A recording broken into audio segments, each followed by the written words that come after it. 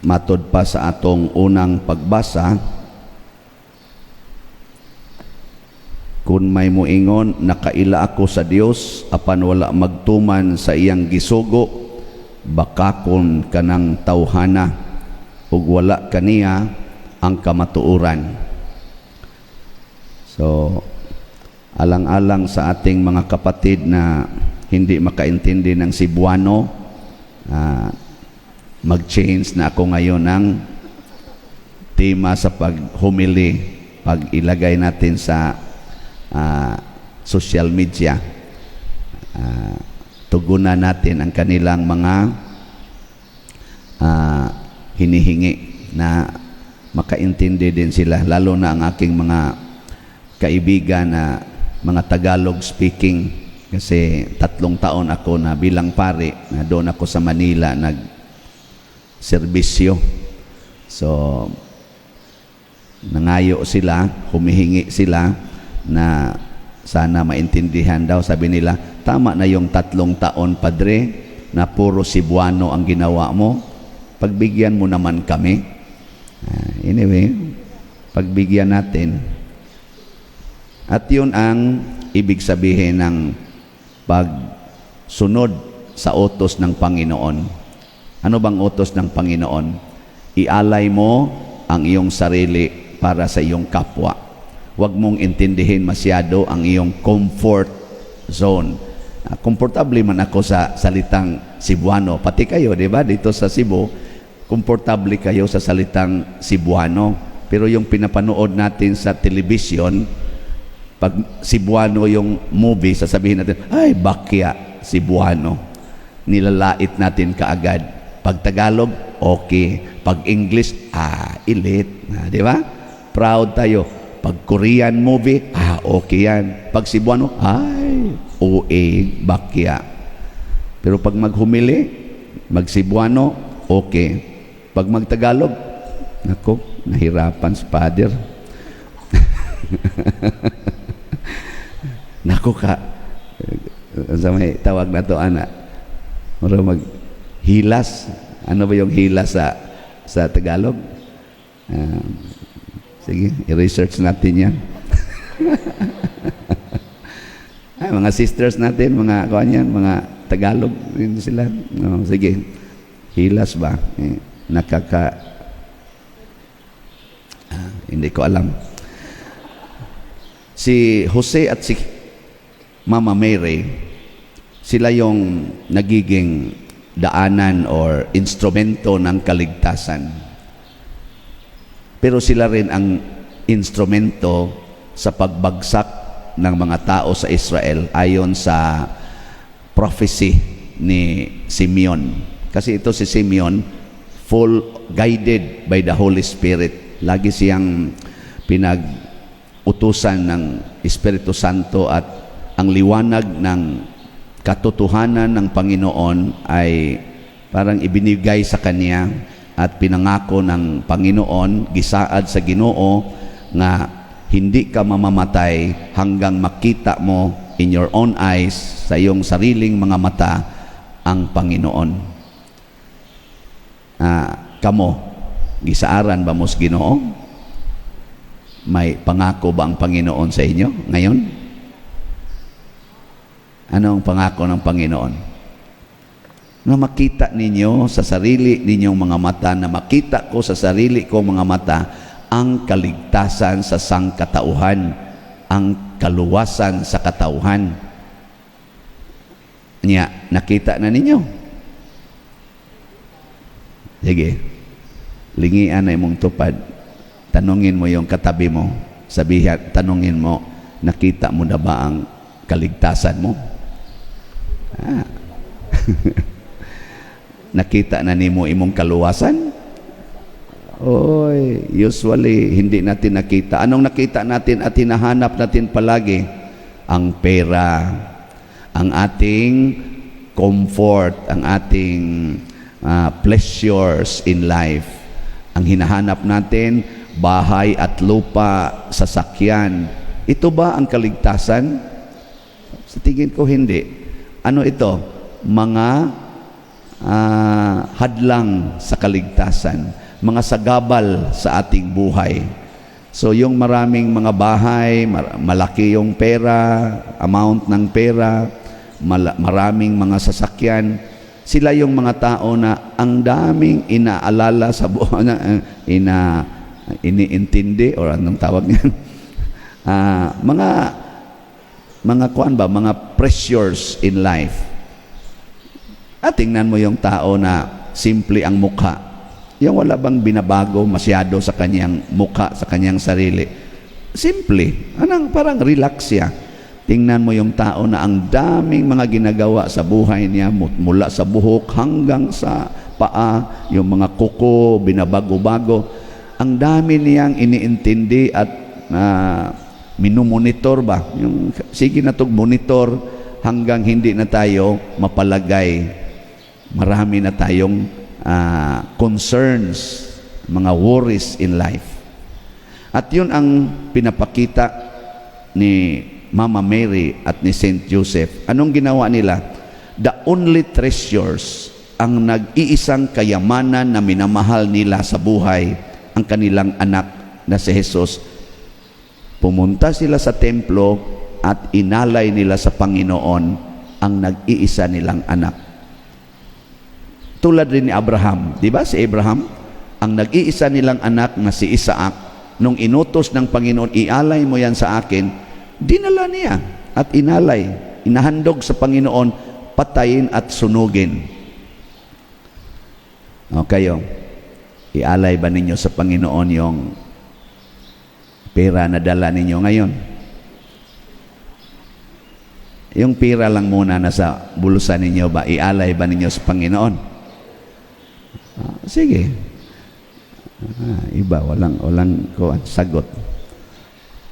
Oy, marami tayong, ang pera ko ay para ito sa aking pagkain, para ito sa aking, kahit ano, sa akin. Pero pag gusto mong magiging daanan ka ng kaligtasan, sa kaluwasan, mahimo kang instrumento sa kaluwasan, ihatag ang imong bahandi ngadto sa uban. Ipamimigay mo yung mga kayamanan mo para sa ibang tao. Talent, time, treasures. Pag baligtad ang mangyayari, pag isarili na natin at itatago na natin para sa ating sarili ang ating time, talent at treasures, ang magiging buhay natin, sabi ng unang pagbasa, ay kadiliman. Nasa kadiliman tayo, na atas kangit-ngit, wala tas kahayag. At marami sa atin ngayon na nasa dilim, hindi makakita. Di ba kung nasa dilim ka, hindi mo makikita yung mga tao, yung mga bagay-bagay. Kayong mga bana, kamong mga husbands, lagi ba ninyong nakikita yung mukha ng asawa ninyo? Yung mga wife ba? Kinsa dinhi nga bana, ubay-ubay maning laki. Sino sa inyo mga husbands dito na laging tumitingin at tinititigan palagi ang mukha ng kanyang asawa? Taas ang kamay. May isa dito. May nag-dare, no? Sige. Balik, dito na naman tayo sa kabila. Kayong mga asawa, mga wife, sino sa inyo dito na laging tumititig at nakikita niya palagi ang mukha ng kanyang asawa araw-araw? Taas na yung kamay. Wow! Congratulations. Pwede na kayong mamatay. Oo. Kasi yun naman talaga ang utos ng Panginoon, na makita natin. Ibig sabihin, pag tumitingin ka sa mukha ng iyong asawa, makikita mo ang kaniyang mga pangangailangan. Sa mukha pa lang, makikita mo na kung ano yung kailangan niya sa buhay. So, mapaglingkuran mo kaagad. Imo da yung maalagaran. Pero kanang asawa nga, ang iya radyong kaugalingon, ang iyang gihunahuna, yung iniintindi niya ba ang kanyang sarili? Pati husband niya, makalimutan na niya, husband pala niya yon. Akala niya, anak na niya. So ang kanyang gagawin, hala, galit, hala, salita ng salita, para ng estudyante, kung maestra ang asawa, ang husband niya, para ng estudyante. Pag ang husband din, manager sa isang kumpanya, ang tingin niya sa kanyang asawa, para na rin kanyang utusan. Oh, maglaba ka. Oh, ito, gagawin mo ito. Di ba sinabi ko itong gagawin? Di ba? Kayong mga magulang, lagi ba ninyong tinititigan at pinapanood or pinagmasdan ang mukha ng iyong mga anak? Yung mukha ng mga anak ninyo ba? Oh, congratulations. Sino ditong mga magulang na nakakita palagi sa mukha ng kanilang mga anak? Taas. Ay, hindi ba kayo nagagalit sa kanila? Hindi ba nyo pinagalitan? Pag pinagalitan mo na, ano nang nakikita mo? Mukha ng demonyo. So yung laging nagagalit sa mga anak, actually hindi na niyo nakita, nasa kadiliman na kayo. Madilim. Hindi na niyo nakita na anak ko pala ito. Sino bang tao, sinong magulang na magagalit sa sarili niyang anak? Wala. Pero pag mawala na yon, maalis na yon sa sarili mo at pinagtakpan na ng kadiliman ng iyong kasalanan, ang tingin mo sa anak mo ay para ng alipin. Murag imo bang slave, murag imong tawag na ulipon. At maraming mga magulang, yan nga, laging pinapalo, kinukurot, pinagalitan, ibuy-buyon pa, ingnon pa, dagko lang ng kaon ninyo, mga buanga mo, wagyan mo yung mga batasan. How can you do that to your own child? Itawag niya nato og child abuse. At yun ang dahilan bakit ibagsak tayo sa Panginoon. Ano ang babagsak sa atin? Babagsak ang ating relationships. Marami ngayong mga anak galit sa magulang, magulang galit sa mga anak. Yung nagtanong sa akin, Pader, anong gagawin ko sa aking anak? Para bang ang lahat ng gusto kong gagawin niya, ang sinasalungat na niya lahat. Gusto ko mag-asawa siya ng Katoliko. Ngayon, ibang relihiyon ang kanyang girlfriend at gusto na daw niyang pakasalan. At ayaw na talaga niya pag magsalita ako, Dong, hindi yan pwede. Katoliko tayo. Nasa simbahan ako naglilingkod. Pero hindi na talaga nakikinig sa akin. Ano bang gagawin ko? Sabi ko, hayaan ko na lang siya. Ako, hindi. Mahalin mo siya. At kanang hinumdumi ba? Katong i-recall yung maliit pa yung anak mo. Ano bang binibigay mo sa kanya? Baka yun na ang bunga sa binibigay mo sa kanya noon. Hindi mo ba siya laging kinokontrol? Yung kung anong gagawin niya, parang ipigilan mo at yung gusto mo, yun ang ipagawa mo sa kanya. Ngayong matanda na siya at nag-claim na siya ng kaniyang tinatawag nating freedom or sarili, magsasabi na siya, anong tingin mo sa akin? Maliit na bata na laging inuutosan? Dapat ako na magdesisyon sa buhay ko ngayon. Yun na, sinasalungat ka na kasi hindi niya nakita noon na ikaw ay pabor sa kanya or nagmamahal sa kanya. Di ba ganyan naman ang mga magulang? Ang iba nga, pagdating ng 18 years old, pag makarating ako ng 18 years old, aalis na ako. Pero si Jesus, dumating na lang siya sa edad na 33 years old. Mahal pa rin niya ang kaniyang mama at papa. Hindi siya umalis. Hanggang sa paanan ng cross, at the foot of the cross, binibigyan pa rin ni Jesus ng pansin ang mukha at pangangailangan ng kanyang ina. Nagiging widow ba? Widow ang tawag niyan? Anong tawag yung widow? Sa Tagalog? Widow. Ang kanyang mama, mag-iisa na lang kasi mamamatay na siya. Hindi niya iniwanan ang kanyang ina na mag-iisa. Turn over niya ipinag ang tawag to? Bilin, iyang gibilin ba doon sa kanyang minamahal na disciple, si Saint John, para secured ang kanyang mama. Ibig sabihin, kahit malapit nang mamatay si Jesus, nag-iisip pa rin siya kung ano ang ikabubuti ng kanyang ina. Kasi si Maria din, simula dito sa kanyang tiyan ba, sinapupunan, hanggang doon sa cross, mahal din ni Maria at laging tinitingnan ang pangangailangan ng kanyang anak. Sige, tanawa ng imong tupad. Tingnan mo yung katabi mo.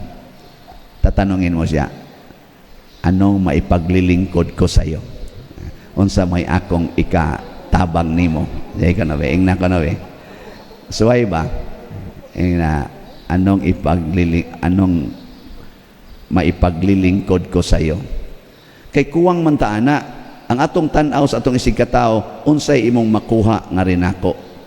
Or unsay akong makuha diha nimo nga rin ako? Anong mapakinabangan ko sa iyo? Hindi ano ang mapakinabangan mo mula sa akin. So dito sa aking pagkapari, dito sa ating parokya, sinisikap ko na mapakinabangan ang aking pagkapari sa parokya.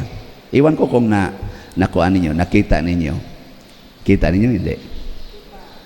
Hindi ko iniisip na kayo ang aking pakinabangan.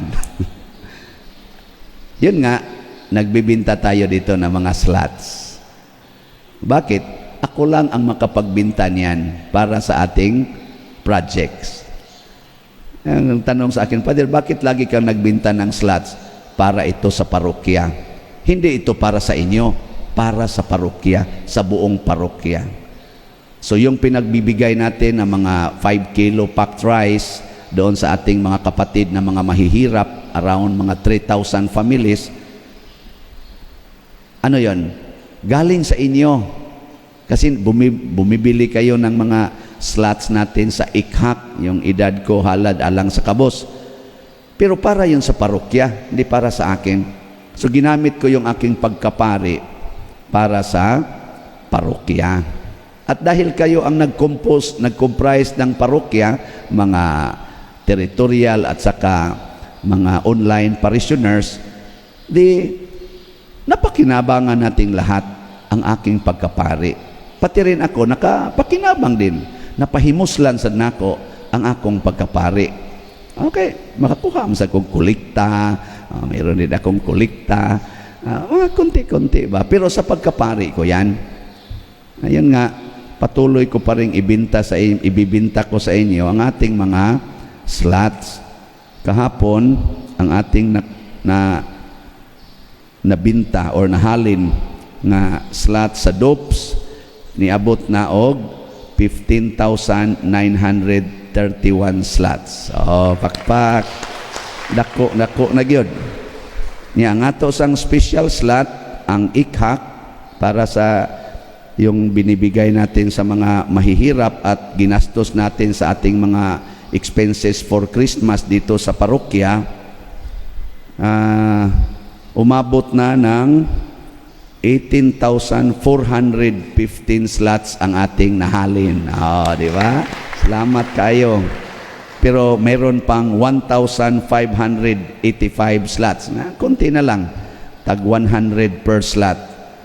Pag bibilhin ninyo ito ngayon, bukas, hanggang bukas na lang ito dahil i-finalize na natin ngayong Sunday ang ating paggawa ng accounting sa lahat ng pumasok na pera during sa ating Christmas season at saka yung expenses natin. Ang main na kuha natin, ginagamit yung ating ikhak at pati na rin yung ating mga gratitude, tree of gratitude and petitions. Itong mga pamamaraan na ito, ginagawa ko bilang pari para sa kapakanan ng ating parokya. Utos ito ng Holy Spirit. Ito rin ang aking pag-aalay sa aking pagkapari. Buong pagkapari ko para sa simbahan, para sa ating simbahan. Yun nga, hindi lang tayo dito tumutulong or nag-spend ng ating mga biyaya. Tinutulong din natin sa ibang mga parokya. Maraming mga parokya at mga tao na outside our parish ang natutulungan. At very amazing din ang nangyayari na ang dami nating mga kapatid sa buong mundo, Luzon, Visayas, Mindanao, dito sa Pilipinas at buong mundo, nagbibigay din dito sa atin. Very amazing. Ito ang resulta sa pag-aalay. Yung mag-aalay ka ba sa iyong buhay para sa iba, babalik yan sa iyo at maipamigay mo pa sa maraming mga taong nangangailangan tulad ng nangyari ngayon dito. Maraming gumagawa nito, yung mga santo natin, sila si Mother Teresa, St. Francis of Assisi, at ito ang gusto ng Panginoon, na magiging instrumento tayo sa kaligtasan. Daluyan ng kanyang biyaya, hindi hadlang dahil sa ating kasakiban. Pag mapagbigay tayo sa pangalan ng Panginoon, bibigyan niya tayo ng mas maraming biyaya dahil alam niya marami ang makapakinabang nito. Tulad ni St. Joseph, Mary, and Simeon, lagi silang nag-iisip sa kaligtasan ng Israel, ng people of God. So yun din ang ating dapat isipin palagi at mawala ang mga kadiliman sa ating buhay.